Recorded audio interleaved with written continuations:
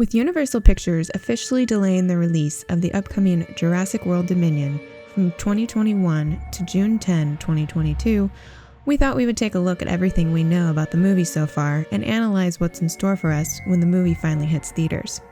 If you're looking to stay entirely spoiler-free before the movie hits, then best to avoid this video, as we will be talking about some of what we know from leaked set photos. Let's jump in.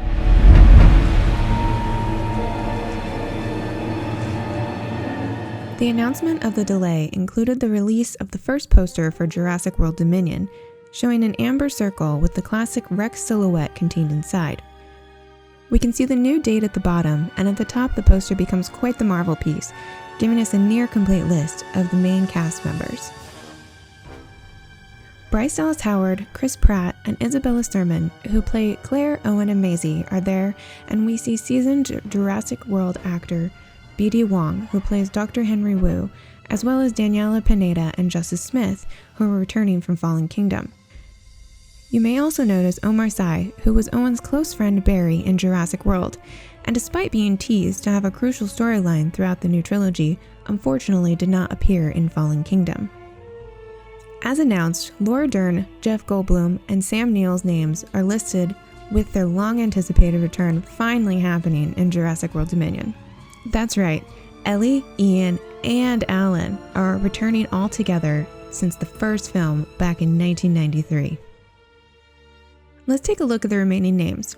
Mamadou Ache, who was most recently in the film Underwater, joins the cast alongside Scott Hayes, who was in 2018's Venom, Deacon Lockman from Altered Carbon, and DeWanda Wise, who has appeared in a number of series such as Shots Fired and She's Gotta Have It. As far as we know, she will be playing the role of a pilot and can be seen in costume in this photo released a few months back by the New York Times. Campbell Scott was announced not too long ago and will be playing the character of Lewis Dodson, whose first and only appearance so far was in the first Jurassic Park movie, where he made a deal with Nedry to smuggle dinosaur embryos off the island. Dodson! Dodson! We've got Dodson here! See, nobody cares. Lewis Dodson is CEO of the company BioSyn, who since 1993, and likely earlier, have been after what Henry Wu, John Hammond, and Simon Masrani had, and in Dominion, they may just have got it. Now, that certainly is a hefty cast, with smaller roles obviously not being present on the poster, and there is a worry that comes with such a bloated cast. Will the original trio have their own dedicated screen time and story arc, or will they feel shoehorned in like an Ian Malcolm in Fallen Kingdom, whose appearance ended up being nothing more than a glorified cameo? Well, according to Colin Trevorrow himself, no. He says, "I think people may be underestimating the size and importance of Laura Dern and Sam Neill and Jeff Goldblum's characters in this movie. It is very much an ensemble, and that includes the ability to take these beloved characters from almost 30 years now and understand how they interact with each other in the context of a world that we've really never seen before and have not been able to witness until now." So that's certainly something to look forward to. A lot of fans have been wanting Jake Johnson's character Lowry to return, and while he had originally intended to, scheduling with his TV show Stumptown meant he would not be able to fit it in.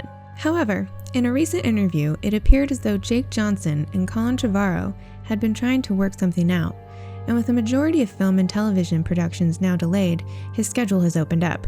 We may just get the chance to see Lowry again. That first park was legit. You know, I have a lot of respect for it. They didn't need these genetic hybrids. They just needed dinosaurs, real dinosaurs. That's kind of enough. So what else do we know about Dominion? We mentioned earlier how the company of BioSyn is returning, or more, making their debut appearance in the film. BioSyn's logo was spotted on the set of Dominion at Pinewood Studios, cast on the side of one of their vehicles. In this additional photo from the New York Post, we also see the BioSyn logo on this airplane and on this other vehicle here. We know the company itself will be a large part of the movie and will more than likely represent some sort of threat to our lead characters, particularly if they have managed to develop their own dino cloning process. What about locations? Jurassic World Dominion has been filming in studios in Pinewood, along with on-location shoots in various areas of Mantah, along with Canada and Socotra, earlier in the year before lockdowns began. The film is going to have a diverse number of locations, and while that won't necessarily mean the film will jump from location to location like a Bond movie, the locations inside Dominion are going to be diverse and offer new landscapes for the franchise, as shown in both set photos and leaked photos from the filming. Snow, desert, and a bit of jungle seem to be the theme. The film has been written by both Colin Trevorrow and Emily Carmichael, whose recent credits include Pacific Rim Uprising and Battle at Big Rock, which was her first collaboration with Colin. While the story is credited to both Colin and Derek Connolly, who penned Jurassic World and Fallen Kingdom, Derek has not returned to write this screenplay. Frank Marshall and Patrick Crowley returned to produce, along with Michael Giacchino, who returns to score the music. Colin's Jurassic World cinematographer John Schwartzman is returning to light and shoot this movie. Fallen Kingdom was shot by J.A. Bayona's own cinematographer, Oscar Fiora, and Battle at Big Rock was shot by seasoned cinematographer Larry Fong. While they will no doubt try to match a similar style to that established in Big Rock, Dominion will likely look more like the first Jurassic World than the last. With a whoppingly sized cast and a return of a seasoned Jurassic World crew, we have yet to talk about one of the most important things: the dinosaurs. They're dinosaurs, wow enough. It's a given that Blue will return, with the last film suggesting that she may well be the only velociraptor left. Her story with Owen is crucial to this trilogy, so we will definitely see the rogue velociraptor once again. Blue, you're my boy! Thank you, sir. The end of Fallen Kingdom showed us that dinosaurs have made it across the world, with the original T-Rex making her way to a Californian zoo. She likely now resides in a nearby forest or national park, unless the tragic motion comics are considered canon. The post-credit scene of Fallen Kingdom saw a flock of pterodons making their way to the bright lights of Las Vegas. How would the USA have handled pterodons invading Las Vegas? It's likely that the dinosaurs that made their way to populated areas were rounded up within a matter of weeks. But the ending also showed us some of the dinosaurs being loaded into planes and transported to other sides of the world.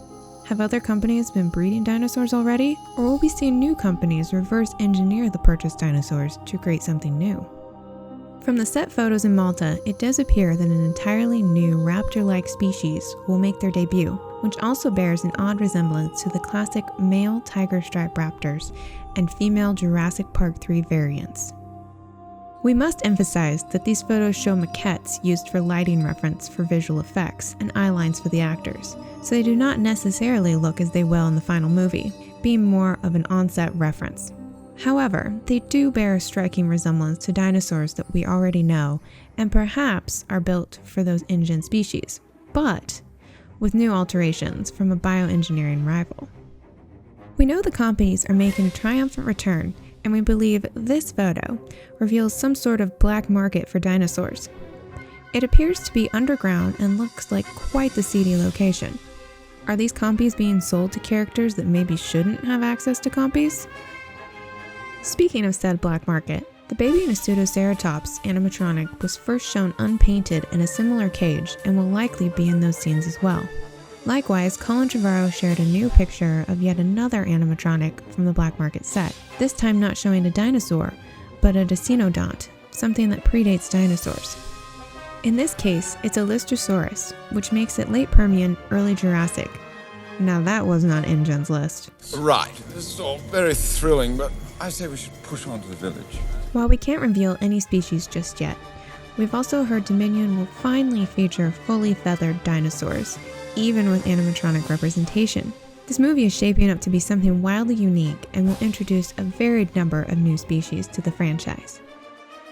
Jurassic Park veteran paleontology consultant Dr. Jack Horner has been replaced with Steve Brusati, who joins as a science consultant. John Nolan and his team have created the animatronics for Dominion, and it's been confirmed the amount used is more than either Jurassic World movie, and perhaps even more than the original Jurassic Park films.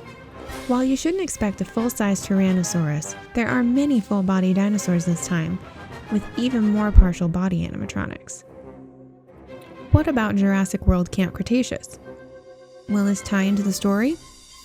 If you've caught any of our recent videos, then you'll know that a new bioengineering company was introduced in the show by name only. Mantah want what Masrani had with Jurassic World, and hired a teenage girl to spy for them on the island and steal genetic material. Will Manticore play a role in Dominion, or are Manticore a front for BioSyn? Only time will tell, but based on interviews with creators of the show and Colin himself, there is definitely a desire for the two stories to align. This new delay gives the Camp Cretaceous team time to write new seasons that do indeed align with the Dominion story, so perhaps this has worked out for the best. And what about this delay?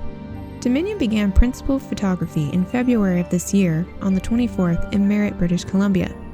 In March, the production moved to London's Pinewood Studios and the surrounding area, specifically Hawley Common, where the Lockwood Manor had been filmed. Filming continued on sets at Pinewood, and aerial photos revealed a snowy location and a plane crash set. After continuing to film for a couple weeks, on March 13th, the production was put on hold along with many other Hollywood productions, which allowed Colin, his crew, and ILM to begin working on scenes already filmed and early visual effects drafts. The film was delayed, the filming schedule postponed, and actors sent home to be with their families. Universal Studios spent the next few months devising a safety plan for the set so it could return to filming in July 2020, with up to and over $5 million being spent on safety precautions, including the hiring of an entire hotel for cast and crew. Filming resumed with the Splinter unit, not including the main cast or Colin himself, filming the Mantah scenes with stunt doubles. Our favorite and original trio, Ellie, Alan, and Ian, began filming their scenes in August at Pinewood Studios and have greeted fans with videos and photos of them together for the first time since 1993. Filming in Mantah has now concluded, which included secret tunnel bases, vehicles, motorcycle dinosaur chases, and crowd street scenes, with filming now taking place back in Pinewood Studios and is expected to wrap in October.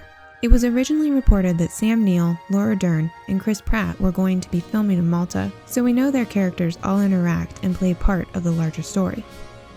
Jurassic World Dominion will now enter the post-production phase, meaning the editing, sound design, and visual effects are all now to be worked on. The delay definitely eased the worries of those who thought, due to the original filming delay, the Dominion would not get sufficient time for the visual effects in order to make the original release date. This was a valid concern. We know filming in Mantah did not have any of the main cast, but instead stunt doubles. This alone means more visual effects shots to implement our London-based actors into the Mantah scenes. This delay of a year allows ILM and their various teams to really focus on these adjustments, allowing them to adapt to the unorthodox production schedule. Alongside that, they'll also have more time to devote to the dinosaurs, the locations and set extensions, and vast landscape shots. This delay gives Colin and his team even more time to polish the movie and ensure it is really the best possible film it can be, despite the restrictions that the lockdowns brought. Director Colin Trevorrow has stated previously about Dominion, "This is the movie that I've been waiting to make from the beginning. It's the one that we have spent the past 2 movies building to. It really was part of a larger story and part of the design." We can rest assured that this delay gives Colin even more time to craft the movie he has always intended to. Will Jurassic World Dominion conclude with the current trilogy? Yes and no. While Dominion is the final film in this trilogy, producer Frank Marshall stated in May that Jurassic World Dominion will mark the start of a new era in which humans have to adjust to dinosaurs being on the mainland. There's a lot to look forward to over the coming year as we expect to see more teases and leaks slowly trickle out for this movie, ultimately building to the release in June 10, 2020. What are you hoping to see in Dominion, and is it currently shaping up to be the movie you want to see? Let us know in the comments below, and if you like this video, please hit the like button and subscribe for more Jurassic content. We have now opened the Jurassic Outpost store, selling Jurassic-themed shirts, mugs, masks, and more. Check it out for some cool merchandise and check the description for links to Zavvi. If you use Outpost 20 at checkout on both the Primal and Festival clothing collections, you get 20% discount off your order, and you can use Outpost 10 site-wide for 10% off your order. As always, head to JurassicOutpost.com for more news and information.